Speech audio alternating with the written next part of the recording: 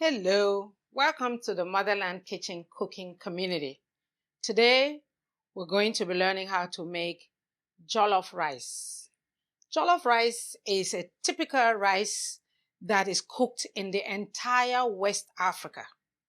But what is peculiar about jollof rice is that every country and every chef cooks jollof rice their way. It originated from some country, maybe Mali, maybe Senegal, maybe Sierra Leone, wherever it started from, and then came eastward all the way to Nigeria and Ghana and some parts of Cameroon. And we all cook it differently. So that is the point that I want to make, because jollof rice is trending, especially in the DMV. I hear about jollof rice competitions, about who cooks the best jollof rice. It doesn't matter. Just make it tasty for you and your family. So I'm going to teach you the simple way of making jollof rice, the Motherland Kitchen style of making jollof rice. Now, we are going to go back and reference our tomato-based sauce. Remember the video that we made? And I showed you how to make your tomato-based sauce and keep it so you can use it subsequently for other dishes. Jollof rice is one of the dishes that uses the tomato-based sauce. So instead of getting up, going to the kitchen, and trying to cook your sauce when you are ready to make jollof rice, it's going to take forever. So because you already made your tomato-based sauce and package them and put them in the freezer, all you need to do is take that sauce and put it in the pot. Once you put the sauce in the pot, turn on the stove and add water.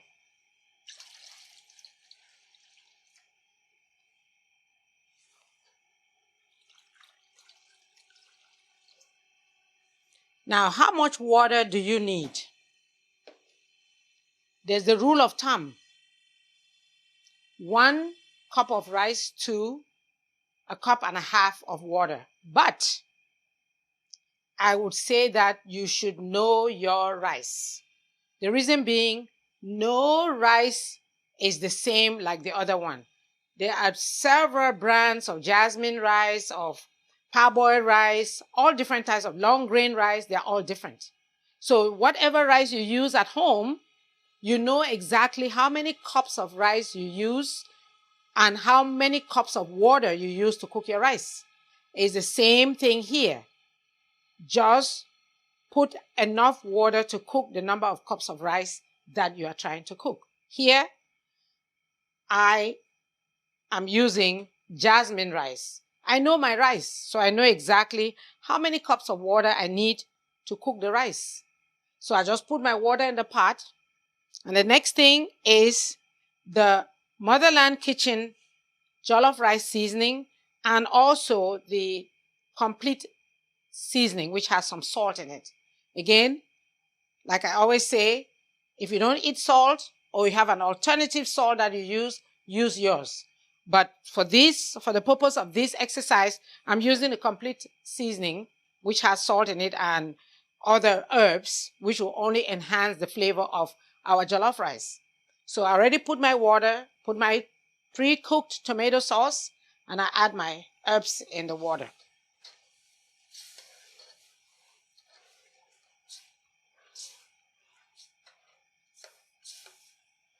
Now, I like the flavor of coconut in my jollof rice, so I'm going to use coconut milk. And because I'm not using too much rice, I'm not going to use up to a can. So I'll probably just put in 1/4 of a can of the coconut milk. And also, you want to remember that the amount of water that you put or the amount of coconut milk you put should also be accounted for as the amount of water that you use for your jollof rice. So if you're going to use 5 cups of water, use 4.5 and then top it up with the coconut milk because it is also water. You don't want your rice to be too watery, otherwise it becomes mushy. So,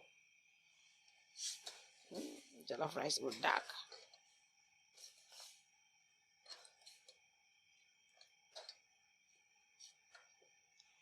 Now that we've put our tomato sauce, we've put our seasoning, we've put our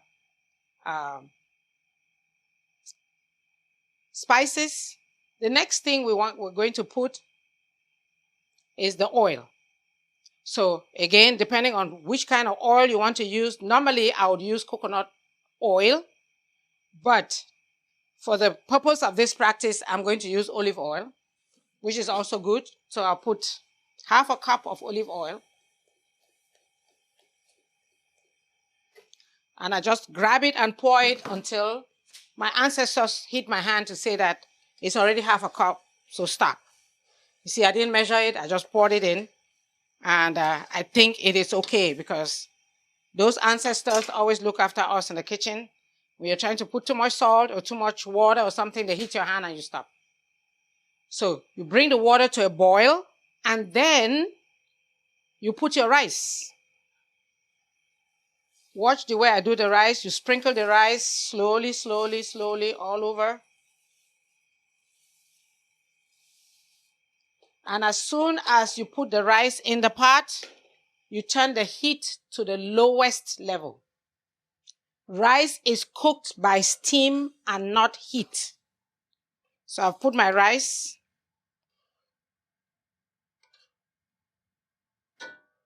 I mix it well.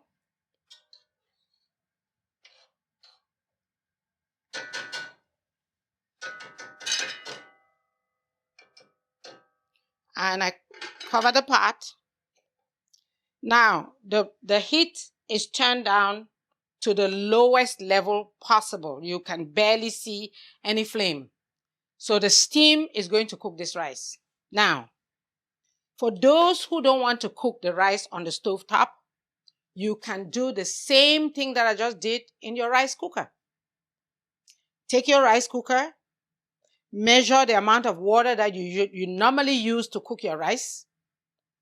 Pour in your tomato sauce that you previously cooked. If it's frozen, defrost it, pour it in the water. Put your seasonings, put your oil, put your coconut milk, mix them all very well. Put your rice and seal the pot and time it because you know exactly how long it takes to cook rice in your rice cooker. It's the same thing. So your jollof rice should also come out right because what we just did was what? Mix all the herbs and seasonings and the coconut milk and oil together and it's steaming. So it's just a steaming process to get your jollof rice cooked. So you either cook it on a stove top or you cook it in your rice cooker. Some people actually like cooking it in the oven. So you do the same thing. You take your oven pan, you do the mixture of everything that we just did, you seal it and you put it in the oven and you know exactly how long it takes for your rice to cook if you use the oven method. So you can put it in the oven or you can put it in your rice cooker or you can do the stove top. Whichever method works for you, what is important is that you have the measurements right so that your jollof rice comes out tasty. So we'll wait. Because we're doing a stove top, every 5 minutes I'm going to take a spoon and go around the sides of the pot to make sure that the water settles down to the bottom of the rice so the rice doesn't stick and burn under the pot. So every 5 minutes I'll open and put my spoon around and within 20-25 minutes the water should have all been soaked up by the rice and I can turn off the heat and let it set. So that setting process should be like maybe 5 to 10 minutes without the heat on, but the lid of the pot is going to be on. And after that, your jollof rice should be ready. So wait for a few minutes and we'll use the spoon to go around the pot and make sure that the water is going underneath and not just floating on top of the rice.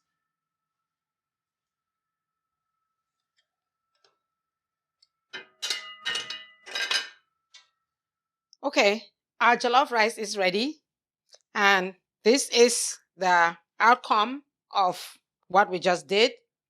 And all I'm saying is we all cook differently, so cook your food and enjoy your food. Jollof rice is basically tomatoes, onions, garlic, and seasonings, and you choose whatever seasonings you want to put to your jollof rice, whatever salt you want to put to it. And I would like to make it clear here that this jollof rice is vegan. So no animal product, period. No animal product. For those who eat meats, you can use chicken stock, you can use beef stock, you can use turkey stock, whatever stock that you use, and count the cups of water based on the stock that you use. So to give another level of flavor to your jollof rice. But those who do not eat any animal product, just use water like we did in this example and do your vegan jollof rice. And your flavor would be from the herbs that we use and the seasonings that we put in the jollof rice. So if you need more seasonings, again, go to motherlandspices.com. We have put a blend of the herbs that we use to give flavor to our jollof rice, and we sell them at the restaurant as well as on our website, motherlandspices.com.